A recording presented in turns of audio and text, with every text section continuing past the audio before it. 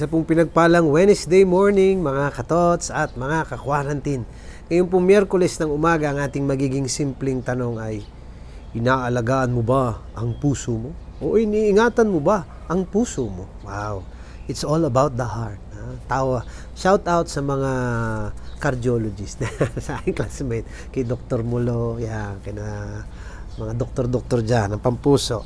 Anyways, bakit ito ang ating pagninilay? Kasi ang ating gospel, hinango kay San Marcos, Kabanata 7, mga talata 14 hanggang 23, ay patungkol po dyan, sa puso.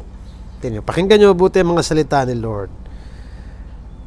Hindi ba ninyo alam na hindi nagiging marumi ang isang tao dahil sa pagkaing ipinapasok niya sa kanyang bibig? Sapagkat hindi naman yon pumapasok sa kanyang puso, kundi sa tiyan at pagkatapos ay idinudumi. Ha? So, ibig sabihin, yung napasok sa puso, mahalaga. Tutuloy natin sinabi Lord, sapagkat sa loob, sa puso ng tao, nagmumula ang masasamang isipang nag-uudyok sa kanya upang makiapid, magnakaw, pumatay, mangalunya, magimbot, etc. etc. Diba kahapon yung ating tanong, yung pang-ibabaw lang? So, ano ang ating gustong gawin ngayon? Palalimin na. Dahil aalisin na yung ibabaw eh. Ano yung nasa loob na? At narito, sa gitna ng katotohanan ito, ang puso nating mga tao. Kung ano yung ating inilalaman dito ay siyang nagbibigay katuturan sa ating ding pagkatao. Kung ang ating puso ay pinupuno ng galit, siyempre, paano magiging pagkilos natin kundi rin punong-puno ng galit? Kung ang pinupuno natin sa puso natin pagkasakim, siyempre, anong mangyayari sa buhay natin kundi ang gagawin natin ay ang paghahangad ng higit pa sa mga kayamanan ng mundong ito. Pero isipin nyo mabuti, kung iniingatan ng puso at ang inilalaman dito ay kabutihan, salita ng Diyos, pagmamalasakit, awa, pagkahabag. So ano naman nga ang magiging bunga nito? Ganun kahalaga mga kapatid, yung puso. Kaya nga sa atin ay talagang muling ipinapaalala na pag-ingatan kung ano yung pumapasok dito o kung ano yung inilalaman natin sa puso. Ang ganda sabi ng Lord, hindi yung sa tiyan dahil walang problema yung tiyan eh. No? Minumlaki ng Yakult, okay na tayo dyan. Pero yung sa puso, ibang usapan yun. Kasi it's not only a physical matter, it's also a psycho, emotional, spiritual reality. Dahil yung puso, symbolical yan noong ating pagkatao.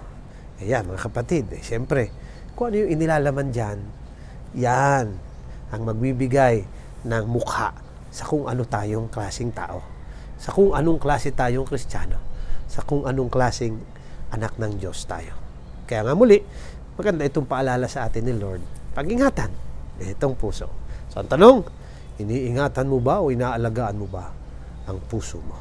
Uy, alagaan po natin.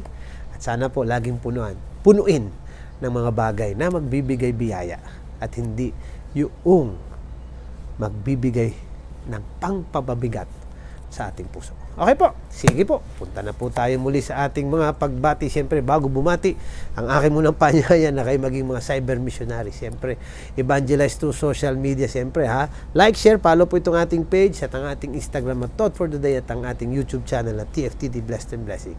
At siyempre naman, hindi tuloy ang pagbati natin. Pagbati ng happy birthday sa isa nating love dito sa isla ng Marinduque, si Ate Lori. Uy, happy birthday Ate Lori.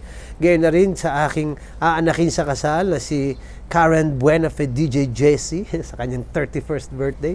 Happy birthday Neng. Gayon na rin kay Queenie Bernabe, kay Ram Reyes, kay Sebastian Eric Koch, seminarista yan, kay Aldrin Arroyo, kay Valerie Joy Dilay, kay Terry Regalia at kay Rubiriza Resuelio. Happy birthday po sa inyo lahat at blessings at kasama po kayo sa aming prayers at sa misa namin mamaya. At syempre po, ang di natin dapat kalilimutan, lalo't ang puso natin na kay Lord at puno ng mga bagay ng puno ng biyaya, ay di ano pa? Ay di always be blessed and be a blessing. Yan po kayo lahat.